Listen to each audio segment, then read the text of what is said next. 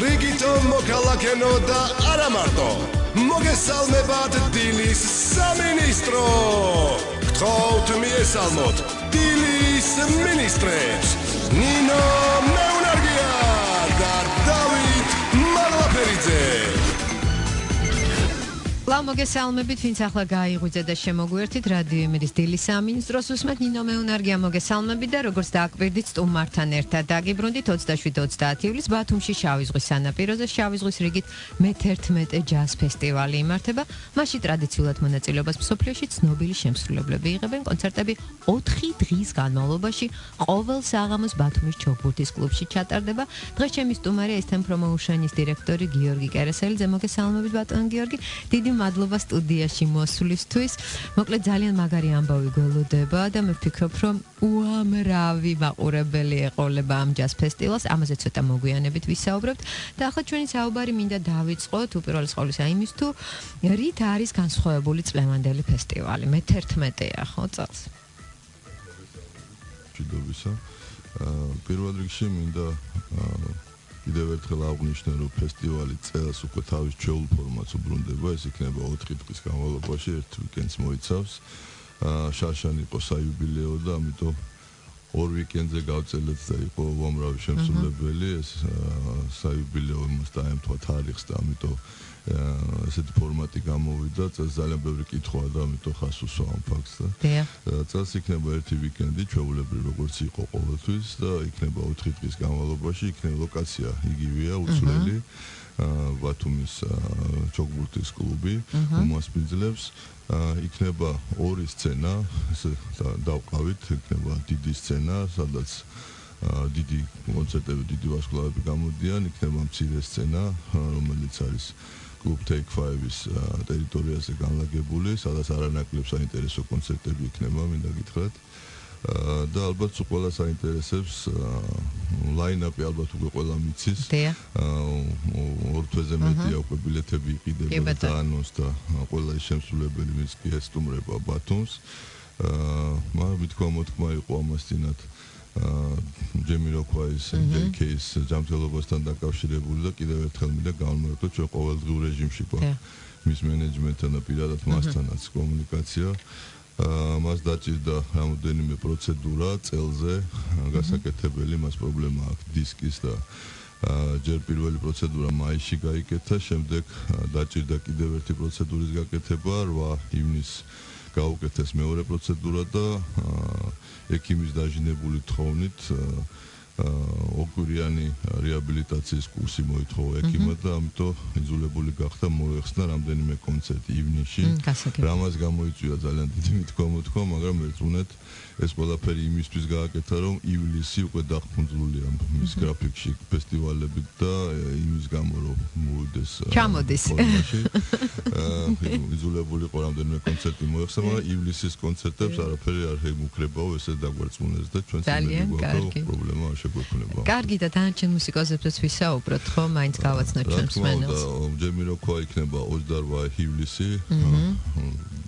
შემდგომ ჩვენ რამდენიმე წლის გამოცდილებამ გვაჩვენა, რომ ჰიპ-ჰოპის მიმართულება ძალიან პოპულარული ყოფილა საქართველოში, ეს შარშან ჯერ კიდევ ლეგენდარული Snoop Dogg-ის ჩამოსვლა დაგვიდასტურა და შარშან Busta Rhymes-ის ჩამობრძანებამ გაგვიმყარა საერთოდ ეს მოსაზრება და წელსაც ჩვენ ერთი ესეთი ლეგენდარული ჰიპ-ჰოპის ჯგუფი შევთავაზეთ ჩვენ მსმენელს და სწორედ ჯგუფი De La Soul იქნება წარმოდგენილი 29 ივლისს თავარ სცენაზე და ფესტივალის ბოლო დღეს თავარი სცენა უმასპინძლებს ყველა ფესტივალის მშვენებას, მას ესეთი სახელი შეარქვეს უკვე არაჩვეულებრივ ქალბატონს თავის იმის მიუხედავად რომ საკმაოდ ახალგაზრდა მას უკვე თითქმის ყველა მუსიკალური ჯილდო აქვს მიღებული და ძალიან ადრეული ასაკიდან ეზიარა დიდ სცენას, ძალიან დიდ მუსიკოსებთან ერთად აქვს უამრავი დუეტი შესრულებული და პირველი ესეთი ლეგენდარული დუეტი 18 წლის ასაკში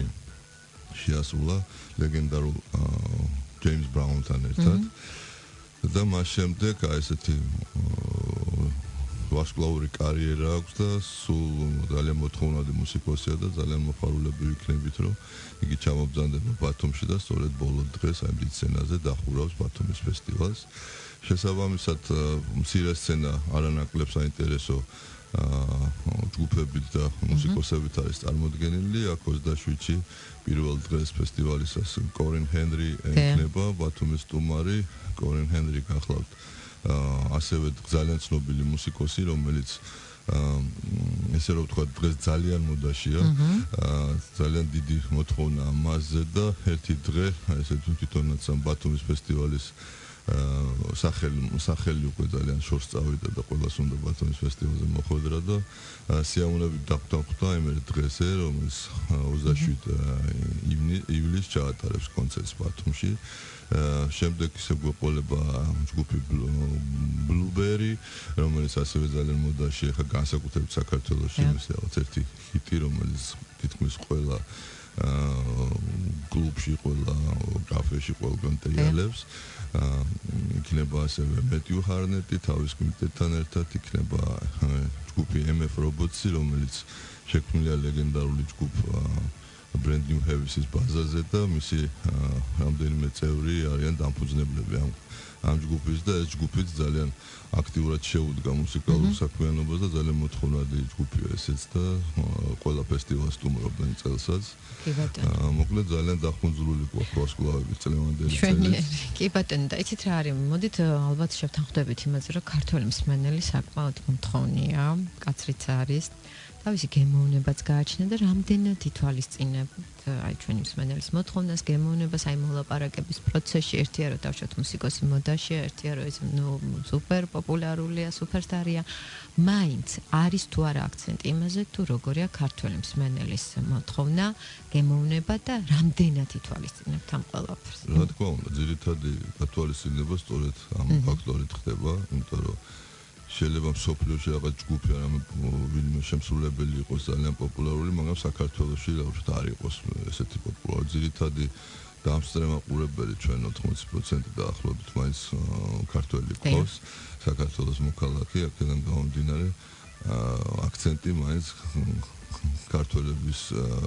ქართველებზე კეთდება და ჩვენ სწორედ წლის განმავლობაში რადიოების საშუალებით, Facebook-ის საშუალებით ვაკეთებთ ხოლმე გამოკითხვებს, ყოველდღიურ რეჟიმში გვაქვს კომუნიკაცია მუსიკის მოყვარულებთან, ჩვენ დიდი ბაზა გვაქვს ჩვენი ყოველწლიური და ესეთი აქტიური მსმენელის და სულ გამოკითხვის რეჟიმში გვაქვს ხოლმე, ესეთ ტელეფონითაც კი ურეკავთ ხოლმე ჩვენ მეგობრებს, ვისაც ვიცნობთ, ვინც მუდმივად დადის და ესწრება ყველა კონცერტს.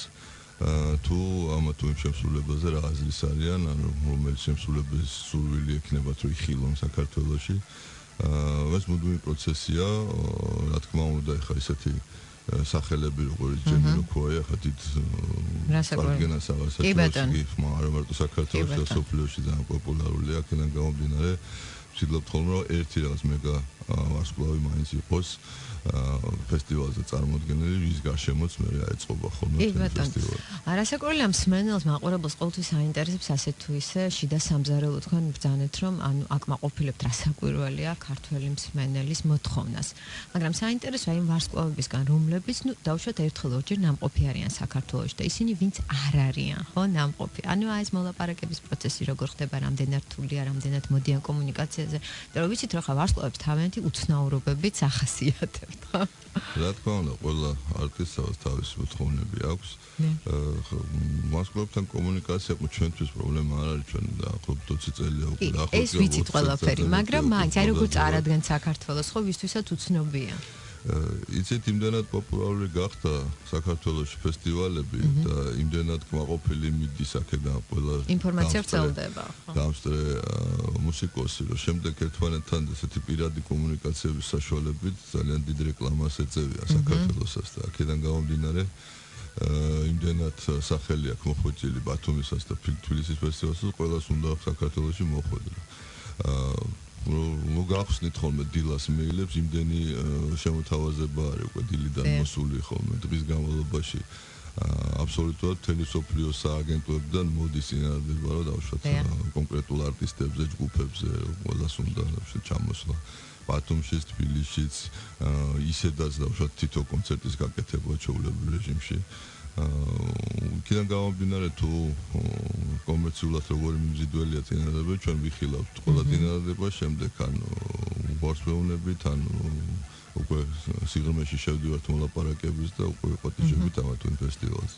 კი ბატონო, ჩვენ ვთქვით, რომ რაღაცა გარკვეული თავისებურებები, მოთხოვნები ვარსკვლავებს აქვთ. ამ შემთხვევაში საინტერესოა დაუშვათ, თუ არის რაღაც ესეთი განსაკუთრებული, რაც საინტერესო იქნება მსმენელისთვის, ვიღაცა ითხოვს, ხო, და ვიღაცას პალმა უნდა 25 მეტრიანი ოთახში, ვიღაცას რა ვიცი კიდე რა უნდა, ესეთ მოთხოვნები თუ არის. ყველას აქვს განსაკუთრებული აკვიატებები ესე. განსაკუთრებით გამოირჩევიან პოპ ვარსკვლავები, უცნაურობები. მე მახსოვს ლაპარაკი ახლობთ 10 წლის წინ ლაპარაკი იყო ჯენიფერ ლოპესის რაიდერს ვიხილავდით, სავარაუდო კონცერტი ჩატარდეს, არ ჩატარდეს, ეს პროცესი იყო თბილისში და იმდენად უცნაური მოთხოვნა ჰქონდა. რა იყო ეს მოთხოვნა? არა მარტო საკონცერტო ნაწილში, კულისების ნაწილში, პრაქტიკულად ამის დაკმაყოფილება, მე არ ვიცი, ალბათ ცალკე რაღაც პატარა ქალაქი უნდა გვეშენებინა. და რა იყო?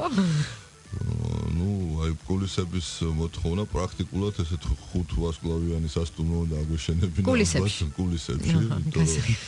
ისეთი უცნაური რაღაცები მოგთხოვა, რომ პრაქტიკულად შეუძლებელი იყო იმ სივრცეში, სადაც სავარაუდოდ ვაპირებდით მაშინ ჩატარებას, წარმოუდგენელი იყო ამის გაკეთება. რა თქმა უნდა, ზოგს რაღაც ყვავილების პრაქტიკულად რაღაც გაუვალი წყე უნდა გააკეთოს კულისებში, რომ ის ვიზუალურად იმას ბაღისის კონდეს ეფექტი, ზოგს პირიქით ყვავილზე ალერგია აქვს და არანაირი ყვავილი არ უნდა დაანახო.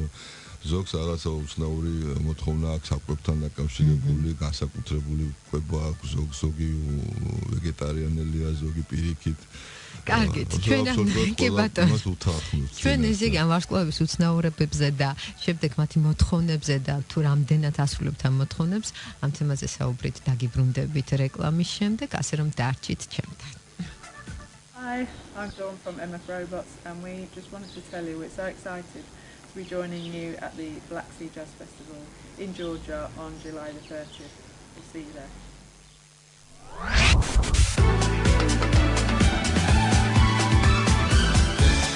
Galbatonebo da batonebo, rigito mokalakeno da aramarto, mogesalmebat dilis saministro, gtrovt miesalmot, dilis ministres, Nino Meunargia da David Malaperidze.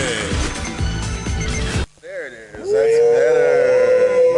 All right, Jed, you in there? All right, 1, 2, 3. Yo, we are ready to come to Batumi to rock out with you guys for the Black Sea Jazz Festival. We're really excited. We're about to do a show right here in DC, and we will see you guys very soon. All right, this is Matthew Hartnett and the Gumball All Stars. Peace. Deuces. All right. აი ასე 27-30 ივლისს ბათუმში შავი ზღვის სანაპიროზე შავი ზღვის რიგით მე-11 ჯაზ ფესტივალი იმართება. ვინც ახლა შემოგვიერთდით, მათ საყურადღებოდ ჩემი სტუმარია Eastern Promotion-ის დირექტორი გიორგი კერესელიძე. ჩვენ უკვე გაცემის პირველ ნაწილში ვისაუბრეთ ამ ფესტივალზე და ძალიან საინტერესო ნაწილზე შევჩერდით, ვფიქრობ მსმენელს აინტერესებს. ყველა ვარსკვლავს გააჩნია რაღაც გარკვეული თავისებურება. ისმეთ ბატონო გიორგი, ზოგს პალმა უნდა, ზოგს ტყე უნდა, ზოგს კიდე კულისებში 5 ვარსკვლავიანი სასტუმრო და აი მაინტერესებს ამ შემთხვევაში რამდენად ხერხდება მათთან მოლაპარაკება. ეს უკვე რთული პროცესია, იმის შემდგომ რაც უკვე დადასტურდება, რომ დაუშვათ მზაობა არის კონცერტის ჩატარების ორივე მხრიდან. მე იწყება ინტენსიური მუშაობა უკვე ტექნიკური რაიდერის განხილვაზე და ეგრეთ წოდებული hospitality rider, რომელიც აი სწორედ აი ამ უცნაურ მოთხოვნებს და საკვებ მოთხოვნებსაც ეხება და მიდის ინტენსიური მუშაობა უკვე მენეჯმენტთან შეთანხმება ყველა პუნქტის. ეს საკმაოდ ვრცელი პუნქტებია, მინდა გითხრათ დაახლოებით თუ ტექნიკურ რაიდერსაც ეხება ხანდახან არის ხოლმე 500 ფურცლიანი რაიდერიც, ნუ აქ დეტალურად აღწერილია ყველა ის ტექნიკური საშუალება, რაც უნდა იყოს სცენაზე და პლუს ეს hospitality რაიდერი, რომელიც მოიცავს კულისების ნაწილს და სასტუმროს ნაწილს, backstage-ის ნაწილს, ეგრეთ წოდებულს და ყველა იმ კომპონენტს, რომელიც მაყურებლისთვის უხილავია, მაგრამ ძალიან მნიშვნელოვანია კონცერტის ჩატარებლისთვის. და სწორედ მე აღნიშნე, რომ პოპ მოსკოვები გამოირჩევიან რაღაცა თავისებურებებით, ექსტრავაგანტული მოთხოვნებით. აი ყველაზე ექსტრავაგანტული რომელი იყო? იცით, ეხლა ჩვენთვის ძალიან ბევრი ყოფილა ამ ჩვენი მუშაობის პერიოდში განსაკუთრებით 2000 წლების დასაწყისში ახლა საქართველოსშიც არ მოიპოვებოდა ისეთი პროდუქტები ესე უხვად რაც ახლა არის ხო და ყველაფერი პრობლემა იყო პრინციპში ძალიან ბევრჯერ სპეციალური პროდუქტები ჩამოგვიტანია კიდევა საზღვარგარეთიდან სპეციალურად კონკრეტული შემსრულებლისთვის და იმიტომ რომ ვერ მოვიპოვეთ საქართველოს. მაგრამ დღესდღეობით ხო მაგის პრობლემა თითქმის არ არსებობს ნებისმიერი პროდუქტის ასმელი ტექნიკური ნაწილშიც თითქმის ყველაფერი უკვე საქართველოში არსებობს და შეიძლება თამამად შეიძლება ნებისმიერი კალიბრის და ნებისმიერი სახელის არტისტზე უკვე მუშაობა და პრობლემა აღარ არის, რა თქმა უნდა. თუ რაღაც ძალიან ესეთი სპეციფიური რაღაც საკითხია, ამას წინას არ უთანხმებ, ეს როგორც ტექნიკურ ნაწილს ეხება, ასევე ამ hospitality-ის ნაწილსაც ეხება და თუ დავუშვათ ეს თუ ის პროდუქტი არ მოიპოვება საქართველოში, დაახლოებით მსგავს პროდუქტზე ვლაპარაკობთ ხოლმე და თანხმობის შემთხვევაში ვახვედებ. ესე იგი, როგორც ხედავ, ძირითადად პროდუქცია აქცენტი ყვებაზე, ხო? ნუ მაინც ახლა ქართული სპეციფიკური საკვები გვაქვს. რა უნდა, ხო, ტექნიკური რაიდერი მაინც უფრო ესეთი სტანდარტული თემა არის, რომელიც სტანდარტულად მიდის ხოლმე და შოთ კონცერტის ჩატარებაზე თუ გაქვს პრეტენზია რაღაც მინიმალური ტექნიკური საშუალებები უნდა მოიპოვებოდეს ქვეყანაში. ინახავ შემთხვევაში ნებისმიერი კონცერტის ჩატარება პრობლემა გექნება და ყოველი კონკრეტული კონცერტის დროს დავუშვათ იქირაო რაღაც აპარატურა შემოიტანო, ეს ძალიან დიდ თანხებთან არის დაკავშირებული და წარმოუდგენელია შემდგომ უკვე კომერციულად ფიქრი იმაზე, რომ ეს პროექტი მომგებიანი იქნება. რაც შეეხება ფესტივალებს, ზოგადად ძალიან დიდი საზოგადოება ესწრება, ძალიან ბევრი ხალხია და მათ შორის ძალიან ბევრი არის უცხოეთიდან ჩამოსული. ასე რომ მაინტერესებს გავსი ფესტივალები რამდენად უწყობს ხელს ტურიზმის განვითარებას. სწორედ ესეთი ფესტივალები არის ტურისტული ნაკადების განვითარების პერსპექტივა, ასე ვთქვათ, ჩვენ ბათუმის ფესტივალის დაფუძნებით თავიდანვე ავიღეთ და მაგალითები გადმოვიღეთ სხვადასხვა ფესტივალებიდან, კონკრეტულად მონტროს ფესტივალიდან, უმბრია ჯაზ ფესტივალიდან, ნორსის ჯაზ ფესტივალიდან, ყველაზე დიდი და მსხვილი ფესტივალები, ვიენ ჯაზ ფესტივალებიდან, რომლებიც ტარდება ევროპაში.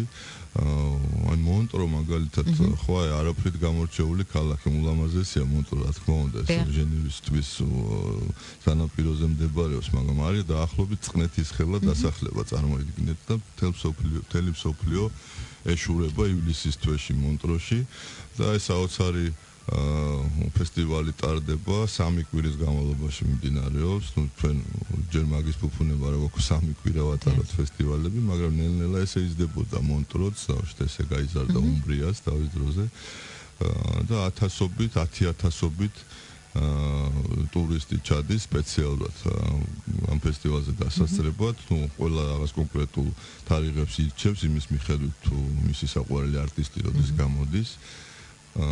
და აქედან გამომდინარე მონტროს ფაქტორი უკვე ტურისტული ნაკადების ძალიან გაიზარდა. პრაქტიკულად ვეღარ იტევს უკვე მარტო მონტრო და ძალიან დიდი ნაწილი მაყურებლისა ცხოვრობს ჟენევაშიც და მონტროს ახლოს მდებარე სხვა დასახლებებში და იქიდან დადიან ხოლმე კონცერტებზე. სწორედ ეს იყო მიზანი ჩვენიც, რომ დავიწყეთ ბათუმის ფესტივალის განვითარება. ასევე ავიღეთ უმბრიას მაგალითი, უმბრია გახლავთ მხარე იტალიაში, რომელსაც არც ზღვა და უშუალოდ არც ესეთი ლოკაცია, ასე სპეციალურად ტურისტი ჩავიდეს უმბრიაში და დაათვალიეროს, მაგრამ ძალიან საინტერესო მხარეა, უნიკალური, მინდა გითხრათ, ისეთი პატარა ქალაქებია და ისეთი ლეგენდარული და ცნობილი ხალხის აშენებული და მოხატული, რომ აუცილებლად ურჩევს უყველას, თუ ერთხელ მაინც მოხვდებიან უმბრიაში, აუცილებლად დაათვალიერონ კარგად და სწორედ ეს პერუჯა, რომელიც არის ამ უმბრიას დედაქალაქი, იყო ესეთი ტურისტული ნაკადებისგან მკვდარი ქალაქი, ესე ვთქვათ 50-იან წლებიდან და სწორედ ქალაქის მამებმა დაიწყეს ფიქრი, რით შეიძლება განავითარონ გაცოცხლება. რამდენიმე ფესტივალი დანერგეს, რომლიდანაც ყველაზე ძალიან გაამართლა მუსიკალურმა ფესტივალმა, ჯაზ ფესტივალმა, რომელიც ასევე ტრანსფორმირდა მე ორკვირიან ფესტივალში და უდიდესი ტურისტული ნაკადები ეშურებიან დღეს უკვე უმბრიაში და 10,000-ობით მუსიკის მოყვარული სტუმრობს და ამით არსებობს ეს ქალაქი იმდენი თანხა შემოდის წლის განმავლობაში უმბრიაშიც, რომ მთელი წელი მე ანაწილებენ დაუშვათ მოახმარონ ეს. კარგი, ეს ძალიან კარგი და თქვენ მე ვიცი რომ კვლევაც გაქვთ ჩატარებული და მე-11 ფესტივალია და ანუ კვლევამ რა შედეგი აჩვენა ტურიზმის მიმართულებით?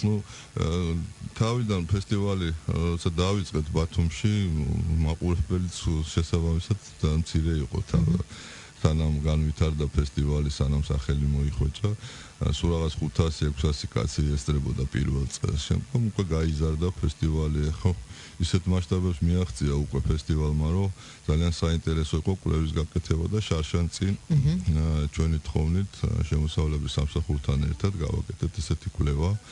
შარშანწინ იყო 4დღიანი ასევე ფესტივალი. გახსოვთ ალბათ Snoop Dogg-ი სტუმრობდა მაშინ ფესტივალს და 4 დღის განმავლობაში ჩვენ ესეთი კვლევა გავაკეთეთ, ავიღეთ უშუალოდ მანამდე პერიოდი ფესტივალამდე, სადაც დავათვლევინეთ შემოსავლების სამსახურს შემოსავლები ადგილობრივ ბიუჯეტში, რომელიც უთოლდებოდა დაახლოებით 1,200,000-1,300,000 ლარს ყოველდღიურად.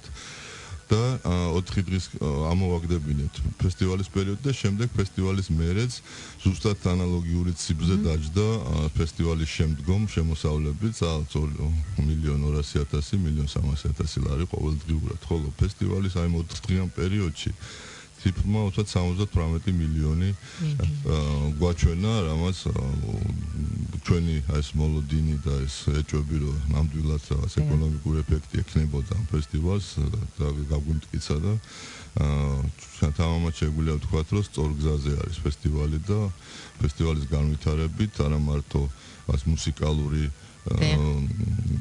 მუსიკალურად ხეირობს საქართველოს. ქვეყანაში შემოდის დოვლათი. რა თქმა უნდა, შიდა ტურისტსაც ხელს უწყობს ჩამოსული უცხოელი ტურისტების ნაკადებიც იზრდება და აი ეს რაღაც პატარა ერთი აგურს ჩვენ ეს ფესტივალი ძდევს. ძალიან კარგი მსმენელია ხაზზე. დილამშვიდობის მოგესალმებით. ალო, გამარჯობა. გამარჯობა. იცით რა მაინტერესებს? ვერ მოვისმინე თავიდან აი რა, როდის იწყება და რამდენი ხანი გრძელდება ჩვენი ფესტივალი? კი ბატონო. და ასევე მინდა ძალიან დიდი მადლობა გადაუხადო ორგანიზატორებს. აი ძალიან კმაყოფილები ვართ და დიდი მადლობა კიდევ 90-ებიდან დაწყებული რაც გაკეთდა ჩვენს ქვეყანაში ამ ჯგუფის მიერ და ბატონ კახასაც ძალიან დიდი მადლობა გადაეცით. მადლობა. მადლობთ კითხვისთვის, დიდი მადლობა რომ ესეთი გულშემატკივარი ბრძანდებით ჩვენი. ფესტივალი დაიწყება წელს 27 ივლისს და 4 დღის განმავლობაში იქნება, 30-ში იქნება ბოლო დღე ფესტივალის. ხოლო მუსიკოსების ჩამონათვალიც გავაცნოთ ხო კიდე მსმენელს. მუსიკოსების ხო ჩვენ ერთხელ ჩამოვთვალეთ. მაგრამ მაინც უთხრათ მოკლედ.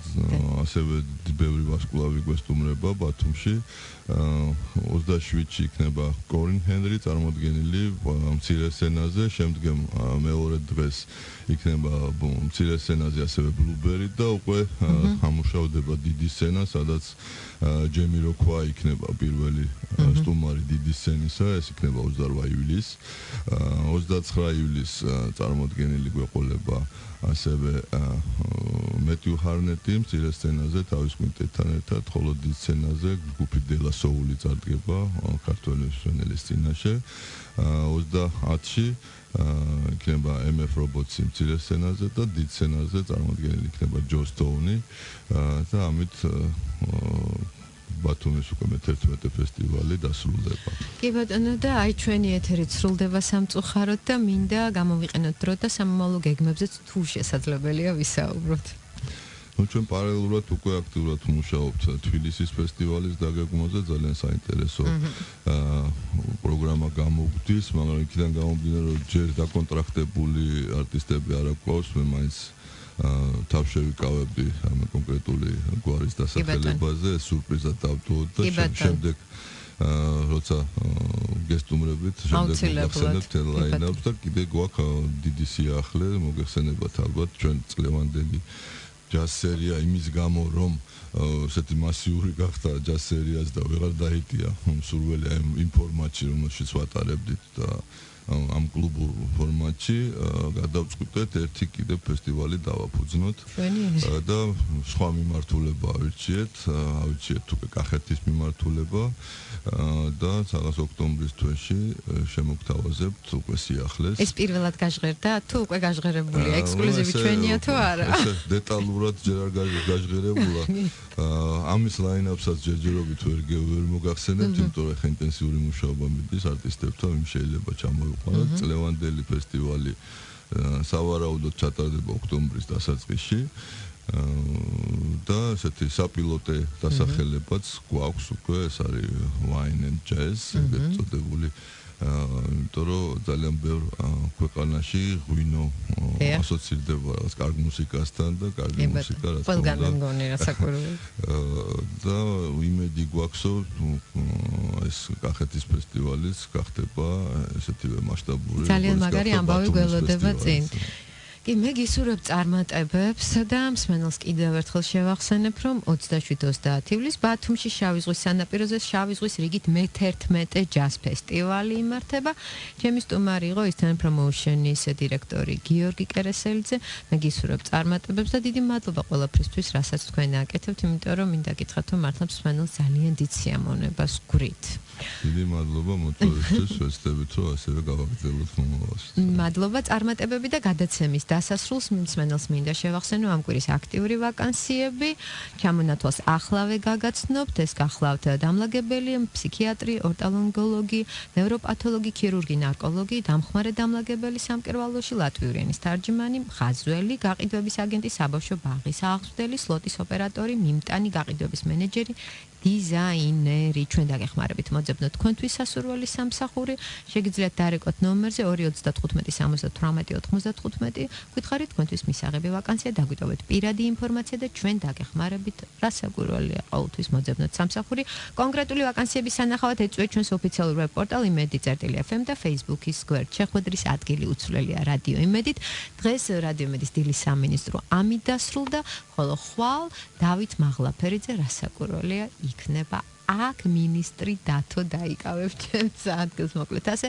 კეთილ დღეს გისურვებთ, ნახვამდის მადლობა.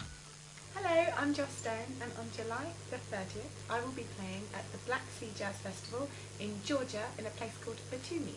So, come along if you happen to be in Batumi, Georgia at the time. Let's have a little giggle, little dance, little sing.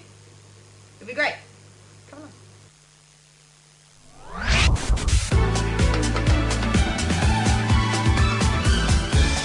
Galbatonebo da batonebo Rigito mokalakeno da aramarto Mogesalmebat dilis saministro Gthout miesalmot dilis ministreps Nino Meunargia da David Maglaperidze